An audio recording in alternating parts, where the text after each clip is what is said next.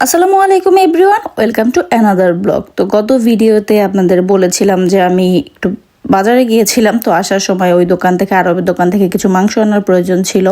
তো মোলার থেকে বের হয়ে আমি আরবের দোকানে চলে গিয়েছিলাম। তো ওইখানে যেয়ে দেখলাম যে একদম ফ্রেশ হচ্ছে ঢ্যাঁড়স দেখলাম। তো ঢ্যাঁড়স তো বরাবরই আমার খুব পছন্দ, তাই একদম অল্প করে নিয়ে আসছি যাতে মানে একদিনে আমাদের হয়ে যায়।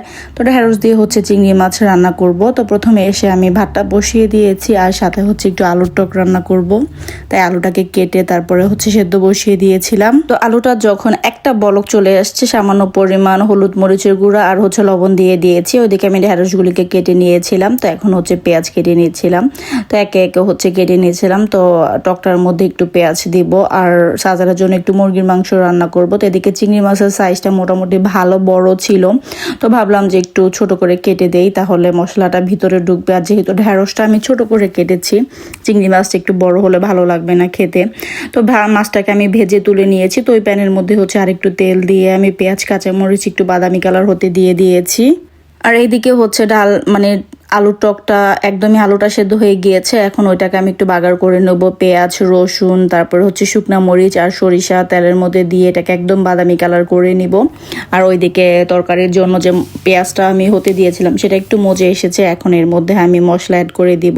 তো হাফ চামচ হচ্ছে মরিচের গুঁড়া, 1 চামচ হলুদের গুঁড়া, স্বাদ মতো লবণ আর একদমই অল্প করে হচ্ছে ধনিয়া জিরার গুঁড়া দিয়ে মশলাটাকে একটু ভালো করে কষিয়ে নিয়েছিলাম। আর 1 চামচ আদা রসুন পেস্ট দিয়ে তো যখন মশলাটা কষানো হয়ে গিয়েছে, এর মধ্যে হচ্ছে আমি ভেজে রাখা চিংড়ি মাছগুলি দিয়ে একটু কষিয়ে নেব। তো এদিকে হচ্ছে আমি কিছুটা ধনেপাতা কেটে নিচ্ছিলাম টকের মধ্যে দেওয়ার জন্য। আর ওইটার মধ্যে আমি কিছুটা তেঁতুল অ্যাড করে দিয়েছিলাম।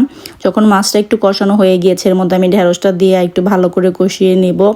আর এইদিকে হচ্ছে বাগারটা রেডি হয়ে গিয়েছে। আমি বাগারটাকে দিয়ে এটাকে একটু ব্লেন্ড করে দিব। তো একটু ব্লেন্ড করে দিলে আলুটা একটু নরম নরম মানে গলে গলে যায়, খেতে ভালো লাগে। তো ঢ্যাঁড়সটাকে যখন আমি ভালো করে কষিয়ে নিয়েছি, তো এর মধ্যে আমি পরিমাণ মতো পানি দিয়ে দিয়েছি। আর এদিকে টকটা হয়ে গিয়েছে, ওইটাকে আমি নামিয়ে নিলাম।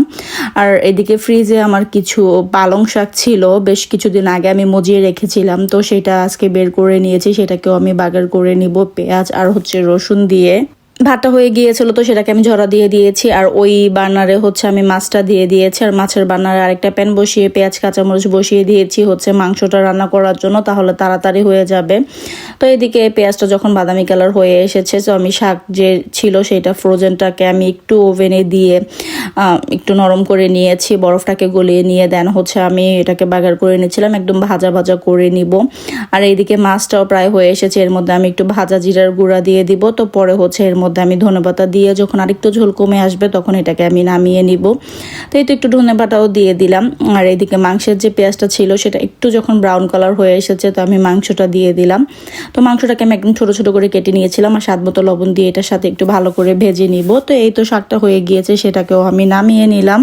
আর ওইদিকে মাছটাও হয়ে গিয়েছে। তো এই পর্যায়ে হচ্ছে মানে এতটুকু ঝোলই প্রয়োজন, তো দেখা যাবে যে পরে আরও শুকিয়ে যাবে। তো এই তো আমি মাছটাকেও নামিয়ে নিলাম। এখন শুধু হচ্ছে মাংসটা হলেই হয়ে যাবে। তো যেহেতু ফার্মের মুরগি হতে তেমন টাইম লাগে না, তো একটু ভাজা ভাজা করে এর মধ্যে আমি 1.5 চামচ হলুদের গুঁড়া, 1 চামচ মরিচের গুঁড়া, 1 চামচ ধনিয়া গুঁড়া, 1 চামচ জিরা গুঁড়া আর 1 চামচ হচ্ছে গরুর মাংসের গুঁড়া দিয়ে 3 চামচ হচ্ছে আদা রসুন পেস্ট দিয়েছিলাম। তো একটু ভালো করে পানি দিয়ে এটাকে কষিয়ে নিয়ে এর মধ্যে হচ্ছে বড় সাইজের একটা টমেটো আমি কেটে দিয়ে দিব। দেন হচ্ছে এটাকে আমি একদম ভালো করে কষিয়ে নিব। এই মাংসটা বিশ্বাস করেন এভাবে ফার্মের মুরগিটা খেয়ে দেখতে পারেন, একটু ঝাল ঝাল করে মানে রুটি দিয়ে খেতে এত মজা হয়, আমার কাছে তো বেশ ভালো লাগে। তো আমি বেশ কষানোর পর এটার মধ্যে পরিমাণ মতো পানি দিয়ে দিয়েছিলাম।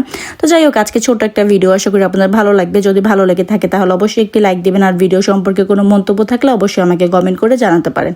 ফেসবুক থেকে দেখে থাকলে অবশ্যই ফেসবুক পেজটিকে ফলো করে দিবেন। আর ইউটিউব থেকে দেখে থাকলে অবশ্যই ইউটিউব চ্যানেলটিকে সাবস্ক্রাইব করে দিতে পারেন। ভিডিওটি দেখতে দেখতে যদি ভালো লেগে যায় প্লিজ ভিডিওটিকে শেয়ার করে দিতে পারেন, যাতে অন্যান্য মানুষও দেখতে পারে। তো এই তো আজকের খাবার রেডি হয়ে গিয়েছে। তো কেমন হয়েছে অবশ্যই আমাকে কমেন্ট করে জানাবেন। তো আজকে এই পর্যন্ত, সবাই ভালো থাকবেন, সুস্থ থাকবেন। আসসালামু আলাইকুম, আল্লাহ হাফেজ।